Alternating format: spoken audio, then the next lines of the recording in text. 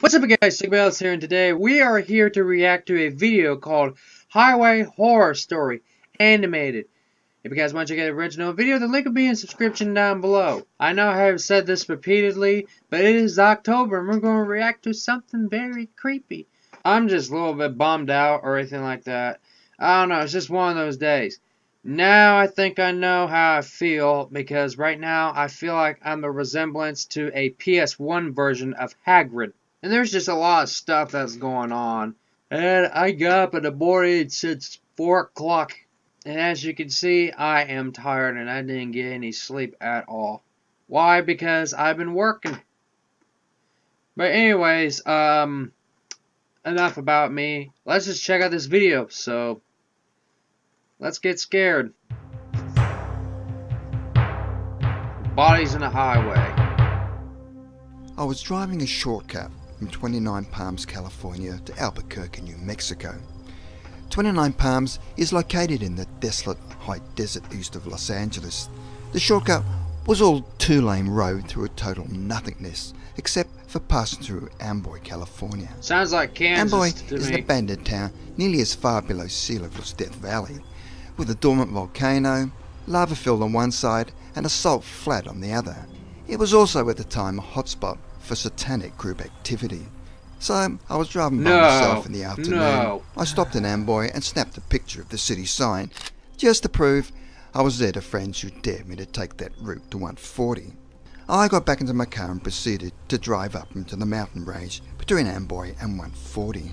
Once I reached the top, I'm driving north through a canyon with high grass on both sides of the road. Up ahead, I see some stuff in the middle of the road. As I approach, I slow down to see a red car stopped sideways across both lanes. A suitcase open with clothes scattered everywhere, and two bodies laying on the road, a man and a woman. I stop 100 feet or so away, and the hair on the back of my neck is standing up. Being a Marine, I reach under the seat and pull out a 9mm pistol. Something seemed very wrong.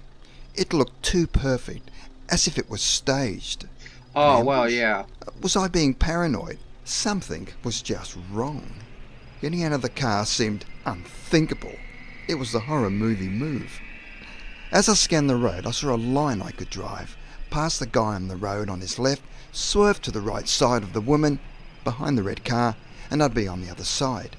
I dropped it into first gear, punched it, and drove the line I planned. I passed the back of the car without hitting it, or either of the bodies on the road. I continued forward a couple of 100 feet and slowed down so I could breathe and let my heart slow down.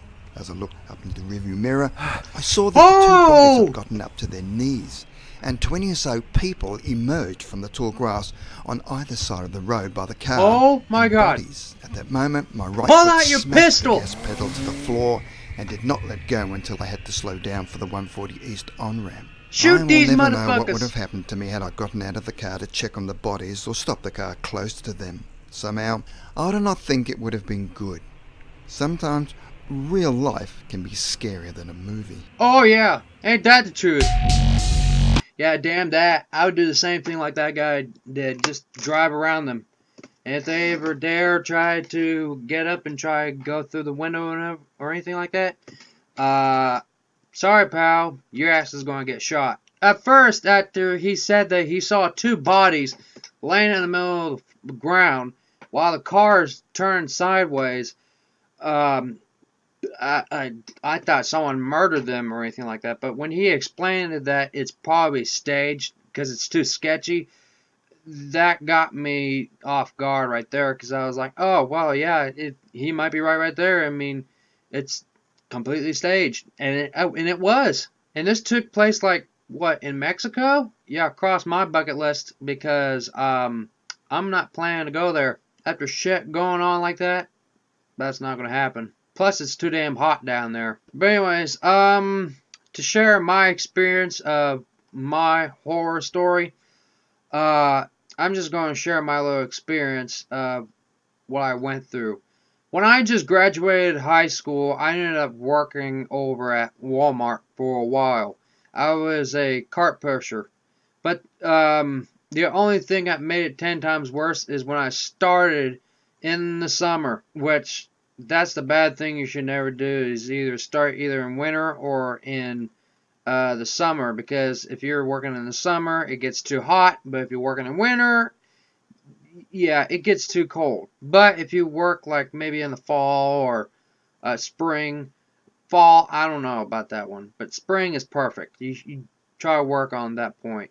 That's what everyone is looking for, but you gotta have the day that you have those warm or cooling moments.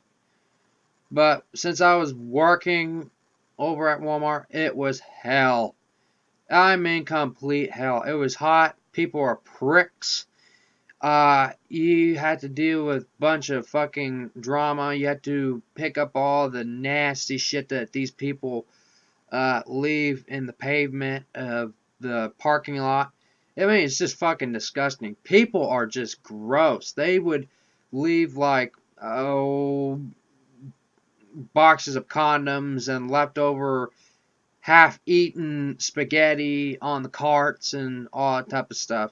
Even people lose their stuff too. But a friend of mine also worked there. I don't know if he still does or not, but he likes to pick up one of those receipts and look through them and see, like, what do these type of people bought. Like, some people ended up buying lube or something like that. I mean, anything that's sexual. And I was like, what the fuck? But the worst part about Walmart is they built that building right next to the fucking prison. I mean, when it comes to prison, if there might be a breakout, anything could happen. And plus, Walmart sits on a hill, which is very difficult for a cart pusher just pushing up those carts and just get them back into Walmart. If you're a cart pusher and you're kind of new of all this, let me tell you something. If you're dealing with the metal carts, it's probably, oh, I don't know, 25 in the weight. But if you add all those together, it's probably like 1,000. But anyways, the body limit is to push the carts is 2. Pushing it with a machine is 20. Me, on the other hand, I don't do the machine, so the way I do, if I get shit done quicker, I use 25 carts and I push them. And I push them up the hill, which it's pretty damn heavy. But at least I get most of them in, and I lose a lot of weight. But yeah, everything was fine and all. I mean, the drama and all that type of stuff, I can try to get used to. But this one incident, which now we got to the point, it was just a hot day. It was like 116 degrees outside. I was wearing a hat. I was sweating my ass off. And there's like these couple of people who are very suspicious. One was a skinhead who had tattoos, and the other was just a black-haired woman or a brown-headed woman. I don't know, but they were walking in, they were acting funny. Even the greeter noticed that something was wrong. And they went in, and I was grabbing all the carts, and I was just minding my own business. And next thing you know, I didn't see the woman ran out. She probably did, but I didn't see her. After I got all the carts and I was ready to push all of them in, okay, there's a wall that has this big old hole that you can push the carts in. That's where I put the carts at. Once you enter the door, there's a hole right in front of it, and you put carts right there. But anyways, when I was pushing in the carts just halfway through the door, this skinhead ended up running right in front of me. And I thought he was just being stupid, you know, because people fool around. But anyways, I ended up pinning him between the carts and the wall. And I thought, oh, he's probably one of the customers. I don't want to get blamed about this. I was just trying to loosen up a little bit. So I tried to grab a hold of the carts, and next thing you know, he acted like a wild animal. He acted like a wild animal, and he ended up grabbing the carts and started shaking them around. I was like, what the hell is he doing? I know he's pissed, but you don't have to blame me after I was trying to help him out or anything like that. I mean, it's his fault because he ran right in front of me being stupid, you know? But then he ended up pushing me back a little bit, and then he ended up running out of the car, out of Walmart.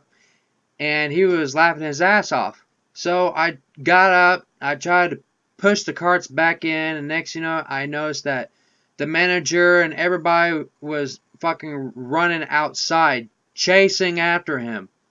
And I wondered, what the fuck is going on? So I got the carts pushed back in. A couple of them came back and helped me out because it was nothing but an impact. But I asked them, I was like, what was going on? What was this guy's deal?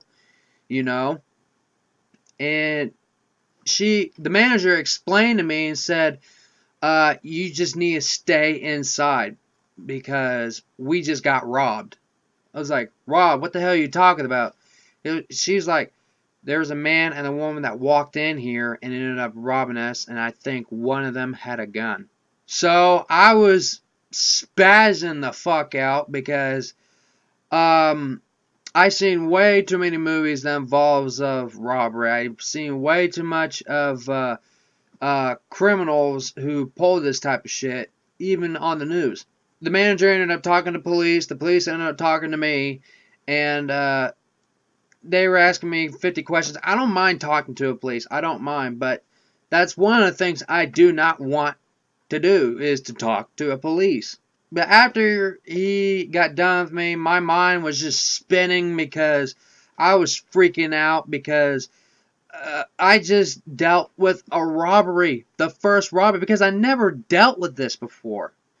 And it's just unbelievable because I keep on thinking, what if this motherfucker ended up coming back and tried to end my life the next day or today? You never know what's going to happen. Because the way I heard gun, oh, hell no. If I had him in a little bit longer, he would have ended up pulling it out and ended up shooting me in the head. That's not that I don't want to die like that, and I don't want to, just be part of that shit. I mean, I can try to be a hero or anything like that. I don't mind, but when it comes to guns ended up being pointed or get involved, you can count me out because I want to live longer. But that started in the morning or somewhere at the evening. But later on in the day, I was just shaking because I was afraid he'll pop up with a gun and try to shoot me. And I was just looking around while I was collecting all the carts. And I had to stay there longer. And then finally I ended up getting a break. I ended up calling my family members, telling them I love them so much and all that type of stuff. And I was just so scared at that day. I was traumatized.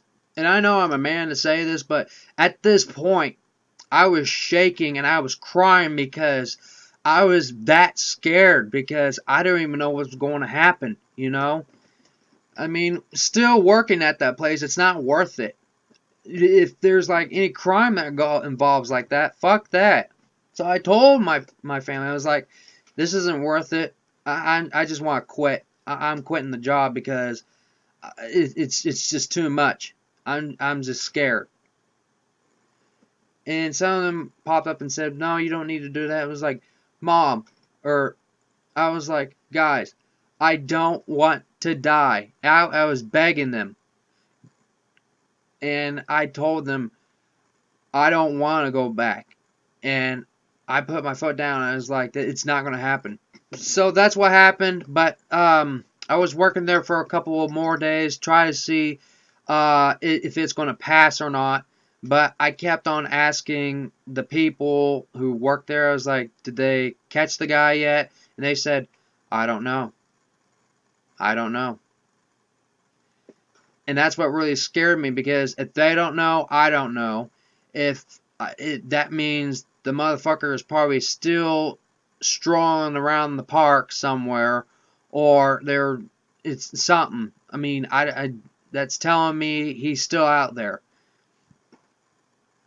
So I said, fuck it. So I ended up quitting, and I just want to say that was the most scariest thing I've ever gone through. But at the end of the day, I was relieved because my family ended up picking me up, and I just said I just want to talk to my family. So I just want to sit down, hold them, and all of that. And at the end of the day, one of my siblings ended up fucking with me and said, Hey, I just want to go to hey, guess what? I'm just going to go to Walmart and I'm just going to rob the shit and blow things up. How about that? And I looked at my parents. I was like, guys, can you take me home? I don't want to be here.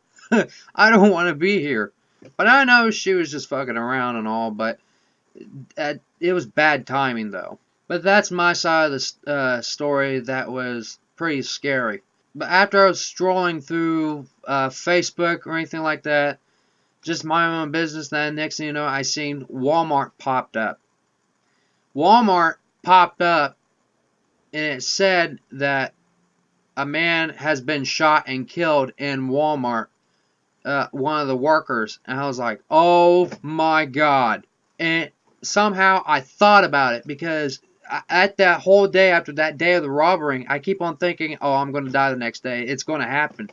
But after I ended up quitting, somebody else ended up getting it. And I was like, no, thank God I'm not working there anymore. Now I'm definitely not coming back to Walmart. I know a couple of my buddies work there and all, but no, if you want to die there, that's fine. Sit right next to fucking box of Band-Aids and popping pills while you got a bullet wound in your chest. It's not.